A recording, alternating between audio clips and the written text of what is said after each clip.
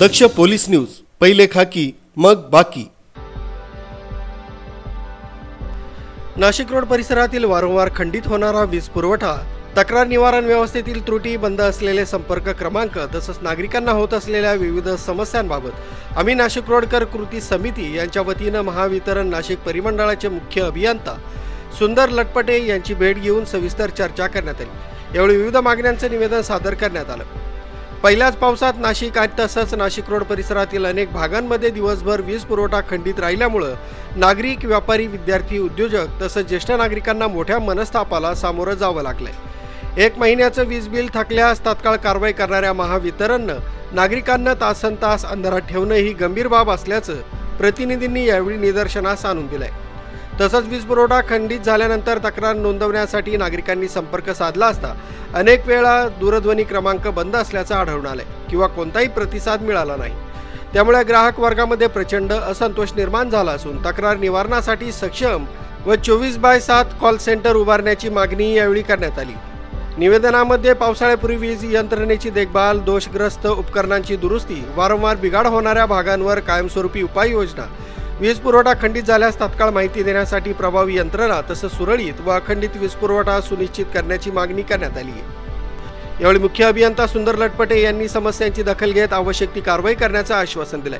मात्र परिस्थितीत तातडीनं सुधारणा झाली नाही, सुरळीत वीज पुरवठा उपलब्ध झाला नाही आणि नागरिकांच्या तक्रारींचं प्रभावी निराकरण झालं नाही तर नाशिक रोडकरांच्या वतीनं व्यापक जनआंदोलन उभारण्यात येईल असा इशाराही यावेळी देण्यात आलाय। या प्रसंगी माजी नगरसेवक सूर्यकांत अप्पा लवटे, राष्ट्रवादी काँग्रेस नाशिक रोड अध्यक्ष मनोहर कोरडे, मनसे नाशिक रोड अध्यक्ष गोकुळ नागरे, शिवसेना शिंदे गट उपजिल्हा प्रमुख नितीन चिडे यांच्यासह नितीन खरजूल, श्याम गोहाड, बंटी कोरडे, सुनील सोनवणे, किरण डहाळे, दिगंबर डबे, दत्ता कुठुळे, सुनील पाटोळे, अंबादास औशीकर, किरण राक्षे, कैलास आल्लाट, अमर जमदडे, वसंतराव बाळदे, प्रशांत बारगळ, संजय हांडोरे, राज डबे, शेखर पवार, संदीप डुंबरे आणि सुदाम कुटे आदी उपस्थित होते।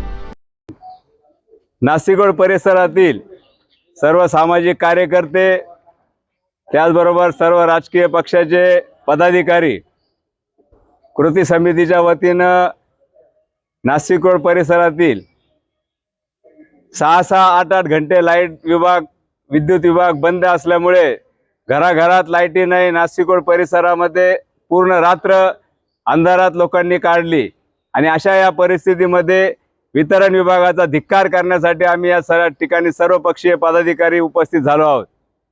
नाशिक रोड भागामध्ये अनेक वर्षापासून पावसाळा आला की लाईटी जाता, वारा आला की लाईट जाते।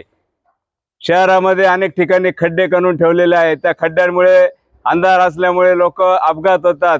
विद्युत विभागाच्या या भोंगळ कारभारामुळे लोकांना अपघाताला सामोरे जावं लागतं। अशा या विद्युत विभागाचा आम्ही धिक्कार करण्यासाठी, निषेध करण्यासाठी या ठिकाणी आलो आहोत।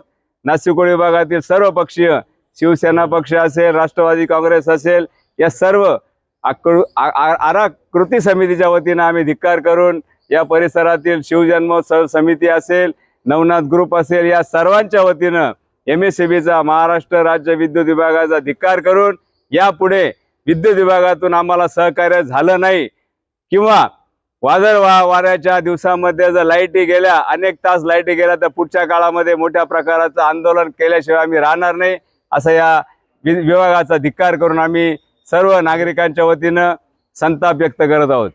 राज्य विद्युत विभागाचा धिक्कार असो, महाराष्ट्र राज्य विद्युत भवनचा धिक्कार असो। करणाऱ्या महावितरणचं करायचं काय आणि डोकं वरती पाय। न्यूज ब्युरो, दक्ष पोलीस न्यूज, इगतपुरी।